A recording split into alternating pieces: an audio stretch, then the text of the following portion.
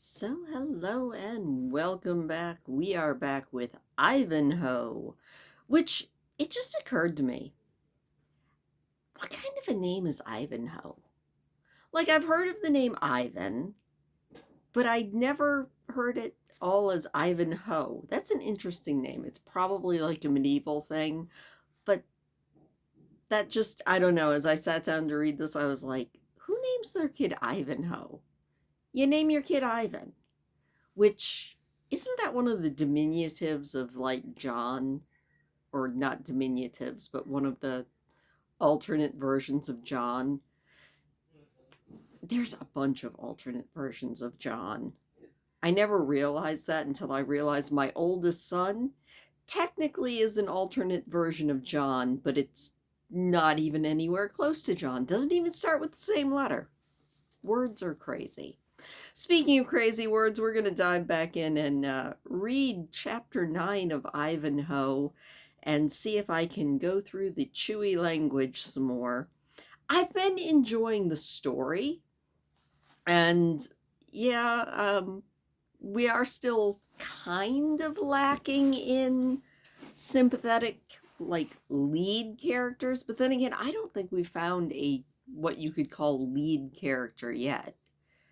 Maybe the Knight Templar, although I don't like him at all. Maybe Cedric the Saxon. Again, I don't really like him at all. I'm thinking our lead character is probably Ivanhoe slash the Pilgrim slash the Disinherited Knight. I don't know any of those things for certain, but that's my guess, is that our man Ivanhoe is all three of those people. I don't know. We'll find out. I am enjoying the story. I would like somebody to rewrite it in modern English. They probably already have. Anyway, jumping back in and reading a quote from some other weird, thick, chewy worded or chewy language novel that I probably have never heard of, as we begin chapter 9 of Ivanhoe by Sir Walter Scott.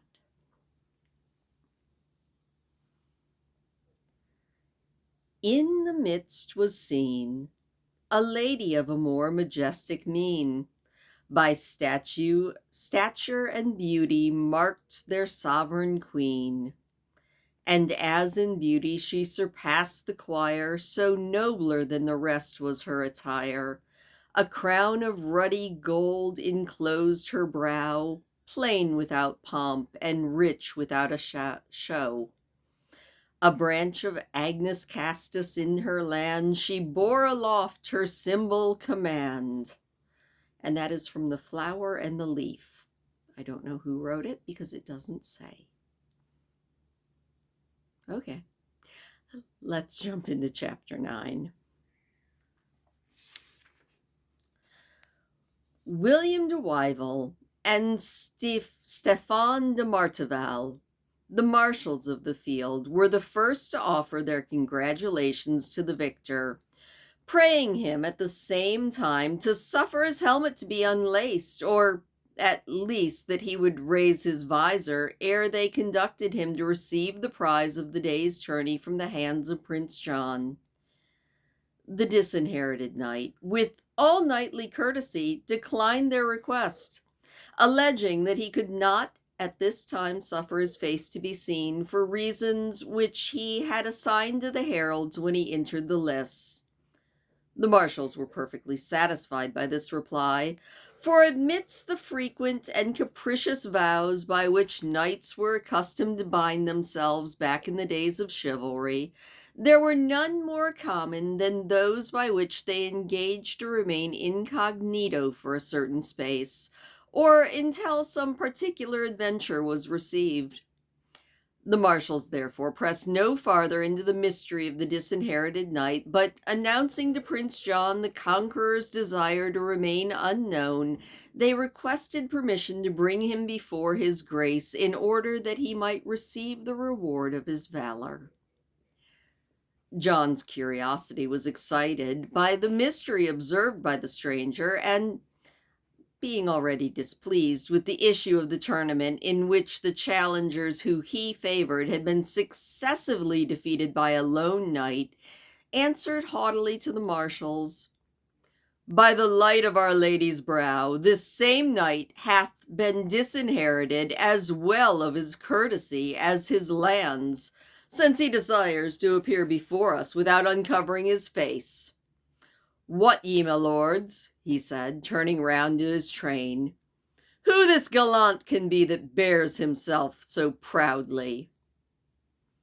"I cannot guess," said De Bracy, "nor did I think there had been within the 4 seas that girth Britain a champion that could bear down these 5 knights in one day's jousting.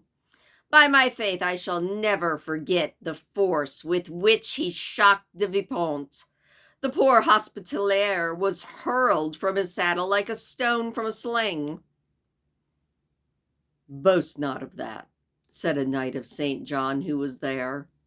"Your Temple champion had no better luck. I saw your brave lance Bois Guilbert roll thrice over, grasping his hands full of sand at every turn." De Bracy, being attached to the Templars, would have replied, but was stopped by Prince John. "Silence, sirs," he said. "What unprofitable debate have we going now?" "The victor," said De Wyvil, "still awaits the pleasure of your highness." "It is our pleasure," said John, "that he do so wait until we learn whether there is not someone who can at least guess at his name and quality. Should he remain there till nightfall, he has work enough to keep him warm." "Your Grace," said Waldemar Fitzruse, "will do less than do honor to the victor if you compel him to wait until we tell your highness that which we do not know. At least I can form no guess, unless he be one of the good lances who accompanied King Richard to Palestine and are now straggling homeward from the Holy Land." "It may be the Earl of Salisbury," said De Bracy. "He's about the same pitch." "Sir Thomas de Multon, the Knight of Gisland, rather," said Fitzruse. "Salisbury is bigger in the bones." A whisper arose among the train, but by whom first suggested could not be ascertained. "It might be the king! It might be Richard Coeur de Lion himself!" "Over God's forbode!" said Prince John, involuntarily turning at the same time as pale as death and shrinking as if blighted by lightning. "Waldemar, De Bracy, brave knights and gentlemen, remember your promises and stand with me." "Here is no danger impending," said Waldemar Fitzruse. "Are you so little acquainted with the gigantic limbs of your father's son as to think that they can be held within the circumference of that suit of armor? De Wyvil and Martevel, you will best serve the prince by bringing forward the victor to the throne and ending an error that has conjured all the blood out of his cheeks. Look at him more closely," he continued. "Your highness will see that he lacks 3 inches of King Richard's height, and twice as much of his shoulder's breadth. The very horsey backs could not have carried the ponderous weight of King Richard through even one course." While this man was speaking, the marshals brought forward the disinherited knight to the foot of a wooden flight of steps which formed the ascent from the lists to Prince John's throne. Still discomposed with the idea that his brother, so much injured, and to whom he was so very indebted, had suddenly arrived back home, even the distinctions that had been pointed out by Fitzruse did not altogether remove the prince's apprehension. And, well, with a short and embarrassed eulogy upon his valor, he caused to be delivered to him the war horse assigned as a prize. Prince John trembled lest from the barred visor of the mailed form before him, some answer might be returned in the deep and awful accents of his brother Richard the Lion-hearted. But the Disinherited Knight spoke not a word in reply to the compliment of the prince, which he only acknowledged with a profound bow.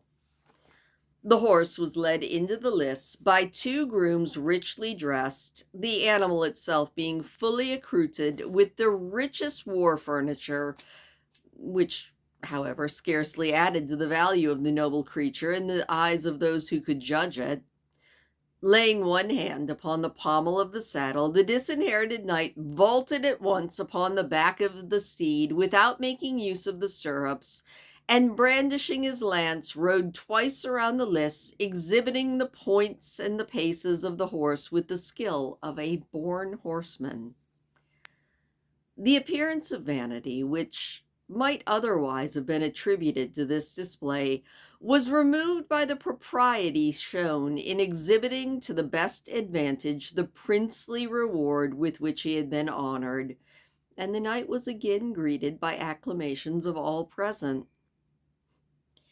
In the meanwhile, the bustling prior of Jorvaulx had reminded Prince John in a whisper that the victor must now display his good judgment instead of valor, by selecting from among the beauties who graced the galleries one lady who would fill the throne of the Queen of Beauty and Love, and deliver the prize of the tourney upon the ensuing day.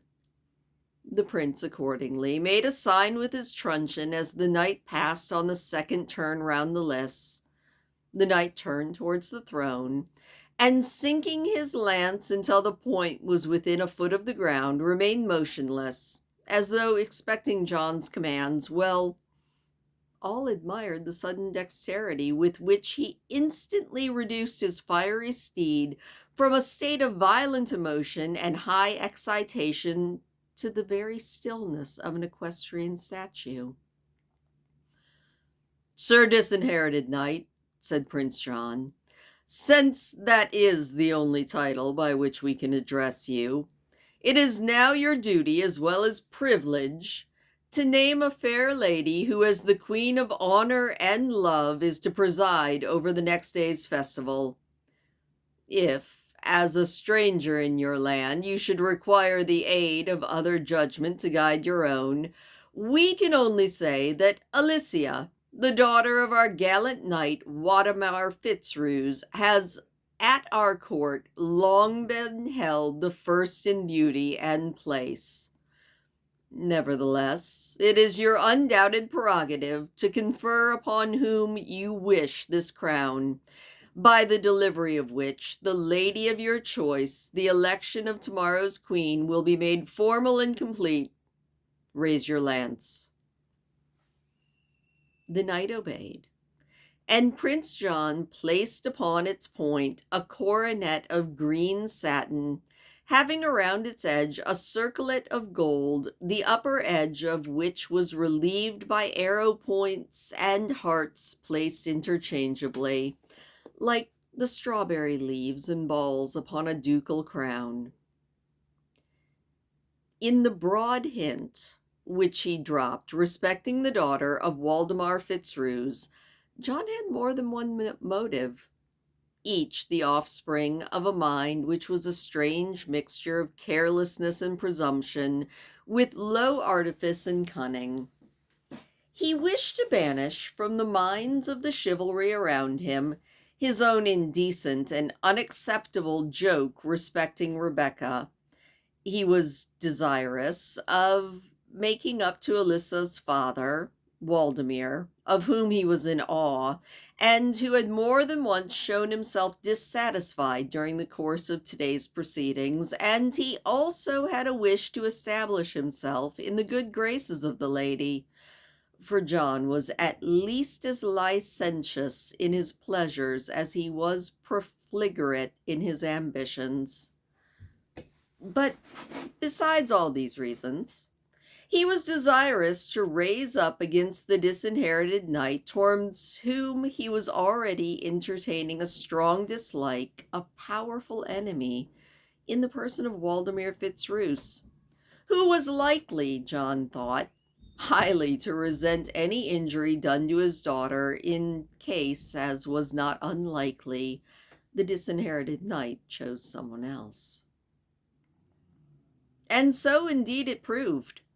For the disinherited knight passed the gallery close to that of the prince, in which the Lady Alyssa was seated in the full pride of triumphant beauty, and moving forward as slowly as he had before rode swiftly, he seemed to exercise his right to examine all of the fair faces which adorned that circle.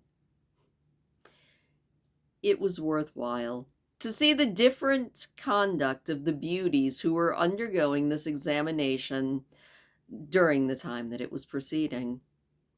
Some blushed, some assumed an air of pride and dignity, some looked straight forward and essayed to seem utterly unconscious of everything going on. Some drew back in alarm, which was perhaps affected, and some endeavored to not smile. There were 2 or 3 who laughed outright, though. There were also some who dropped the veils over their charms, but, as the Wadmar manuscript says, these were fair ones of 10 years' standing. It may be supposed that, having their full share of such vanities, they were willing to withdraw their claim in order to give a new girl a chance to be the rising beauty of the age. At length the champion paused beneath the balcony in which the Lady Rowena was placed, and the expectation of the spectators was excited to the heights. It must be said that, if an interest displayed in his success could have bribed the disinherited knight, the part of the lists before which he paused had merited his predilection. Cedric the Saxon, overjoyed at the discomfort of the Templar, and even more so at the miscarriage of 2 of his benevolent neighbors, Fondeboeuf and Malvision, had, with his body half stretched over the balcony, accompanied the victor in each course, not only with his eyes, but with his whole heart and soul. The Lady Rowena had watched the progress of the day with equal attention, though without openly betraying the same intense interest. Even the unmoved Athelstein had shown symptoms of shaking off his apathy when, calling for a huge goblet of muscadine, had quaffed it to the health of this disinherited knight. Another group, stationed under the gallery occupied by the Saxons, had shown no less interest in the day. "Father Abraham," said Isaac of York, when the first course was run betwixt the Templar and the disinherited knight, "how fiercely that man rides! Ah, the good horse that was brought all the long way from Barbary. He takes no more care of him than if he were a wild donkey's colt. And the noble armor that was worth so many zecchins to Joseph Perina, the grand armor of Milan, besides 70 in the 100 of profits, he cares for it as little as if he had found it on the highway." "If he risks his own person and limb, father," said Rebecca, "in doing such dreadful battle, he can scarce be expected to spare his horse and armor." "Child," said Isaac, "thou knowest not what you are speaking of. His neck and limbs are his own, but his horse and armor belong to— Holy Jacob! What was I about to say? Nevertheless, it is good youth. See, Rebecca? See, he is again about to go up to battle against the Philistine. Pray, child, pray for the safety of that good youth, and of the speedy horse and the rich armor. Ah, gods," he said again, "he hath conquered, and the uncircumcised Philistine has fallen under his lance, even as Og, king of Bashan, and Shion, king of the Amorites, fell before the sword of our fathers. Surely he shall take their gold and their silver and their war horses and the armor of brass and steel as spoils.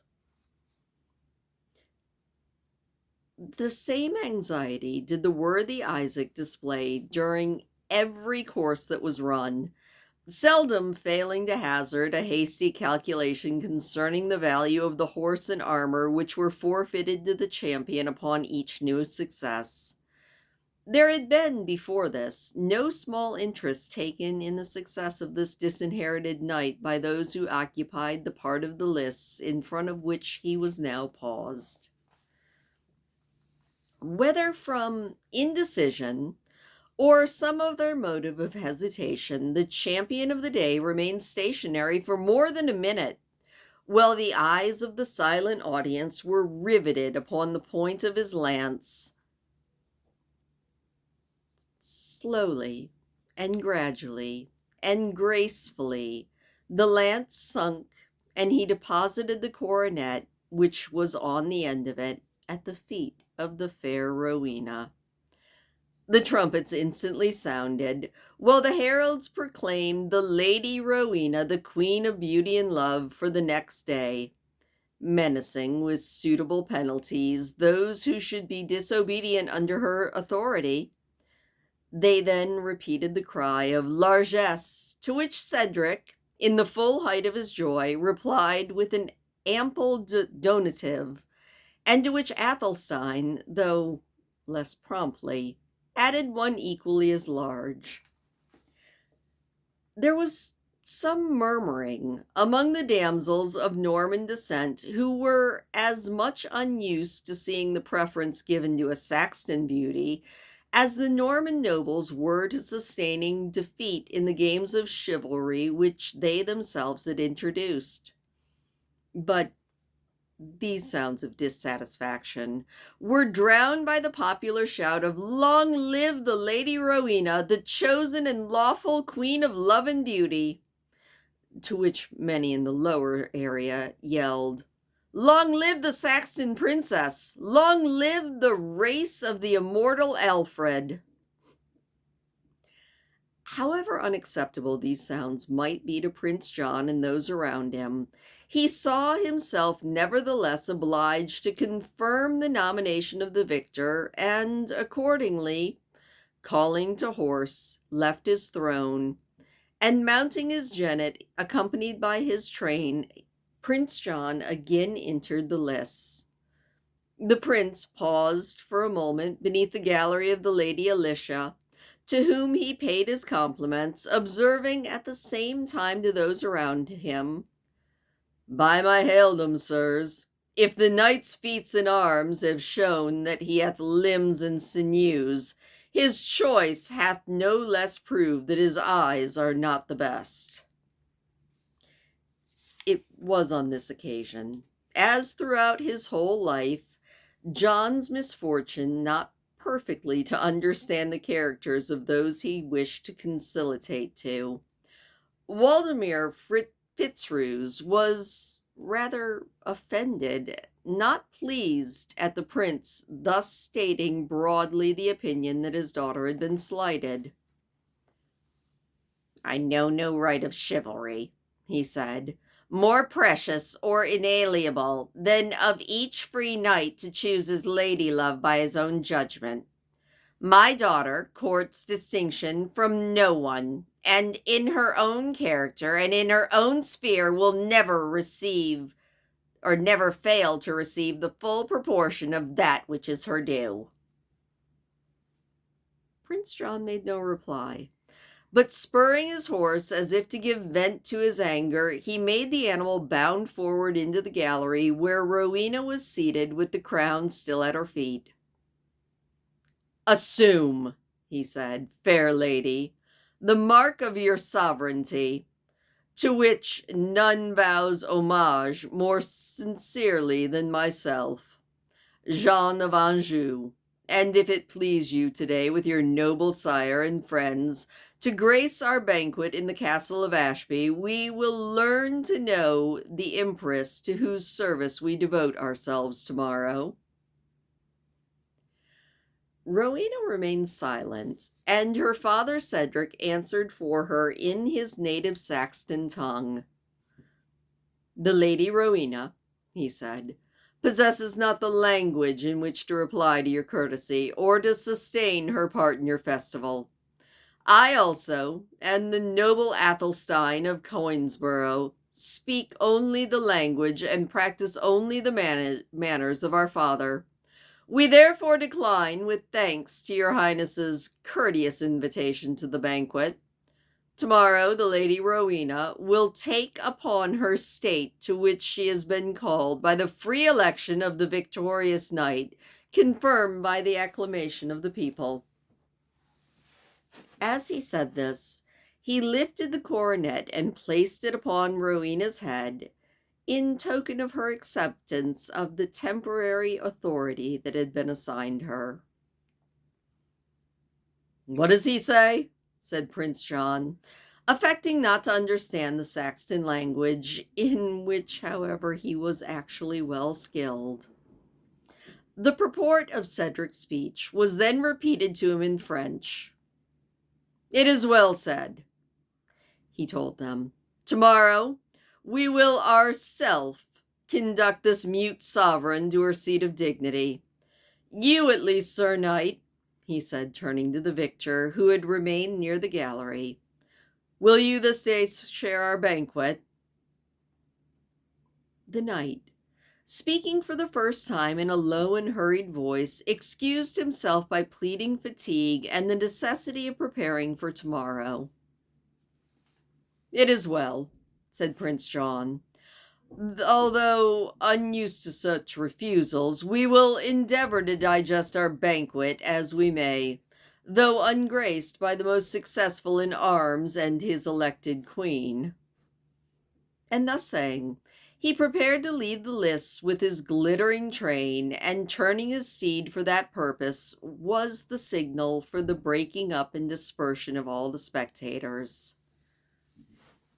Yet, with the vindictive memory proper to offended pride, especially when combined with the conscious want of desert, John had hardly gone 3 paces before turning around and fixing an eye of stern resentment upon the yeoman who had displeased him earlier in that day, said, "On your life, do not let that man escape." The yeoman stood the angry glance of the prince with the same unvaried steadiness which had marked his former deportment, and said with a smile, "I have no intention to leave the Ashby, at least not till the day after tomorrow. I must see how Staffordshire and Lancashire can draw their bows. The forests of Needwood and Charnwood must rear good archers." "Aye," said Prince John, to his attendants, but not in direct reply, "I will see how he can draw his own, and woe betide him unless his skill should prove some apology for his insolence." "It is full time," said De Bracy, "that the outresuidance of these peasants should be restrained by some striking example." Waldemar Fitzroos, who probably thought his patron was not taking the readiest road to popularity, shrugged his shoulders and stayed silent. Prince John resumed his retreat from the lists, and the dispersion of the multitudes became quite general. In various routes, according to the different quarters from which they came, and in groups of various numbers, the spectators were seen retiring over the plain. By far the most numerous part of them streamed towards the town of Ashby, where many of the distinguished people were lodged in the castle, and where others found accommodation within the town itself. Among these were most of the knights who had already appeared in the tournament, or who proposed to fight the next day, and who, as they rode slowly along, talking over the events of the day, were greeted with loud shouts by the people. The same acclamations were bestowed upon Prince John, although he was indebted for them rather than to the splendor of his appearance and the train than to being popular. A more sincere and more general, as well as a better merited acclamation was attending the victor of the day, until anxious to withdraw from popular notice, he accepted the accommodation of one of the pavilions pitched at the extremity of the lists, the use of which was courteously tendered to him by the field marshals. On his retiring to his tent, many who had lingered to look upon and form thoughts about him also left. The signs and sounds of a tumultuous concourse of men, so recently crowded together in one place and agitated by the same events, were now exchanged for the distant hum of voices of many different groups going in all directions, and these quickly died away to silence. No other sounds were heard, save the voices of the menials who stripped the galleries of their cushions and tapestries in order to put them in safety for the night, wrangling amongst themselves for the half-used bottles of wine and the relics of the refreshments that had been served round to all the spectators. Beyond the precincts of the lists, more than one forge was erected, and these now began to glimmer through the twilight, announcing the toil of the armorers, which was to continue all night long in order to repair or alter the suits of armor so that they could be used again the next day. A strong guard of men-at-arms, renewed at intervals from 2 hours to 2 hours, kept round the list, keeping watch all through the night. And that was the end of the chapter. What do I think? I mean, it was no surprise that Rowena got picked. I honestly was a little bit hoping that Rebecca would get picked. I do like that we saw Isaac go from being quite humble and very shrinking to being like, dude, I paid for that horse and that armor, don't mess it up. Even if he only did it to his daughter. But yeah. And we are definitely seeing the character of Prince John, who, as bad as it is, every time I think about Prince John, all I can think about is the Disney version of Robin Hood and Prince John the Cowardly Lion sucking his thumb. And every time I read anything saying Prince John, that is the image that's in my head. And I hope it's now the image that's in your head. Anyway, thank you so much. I hope that you enjoyed that chapter, and I will see you tomorrow.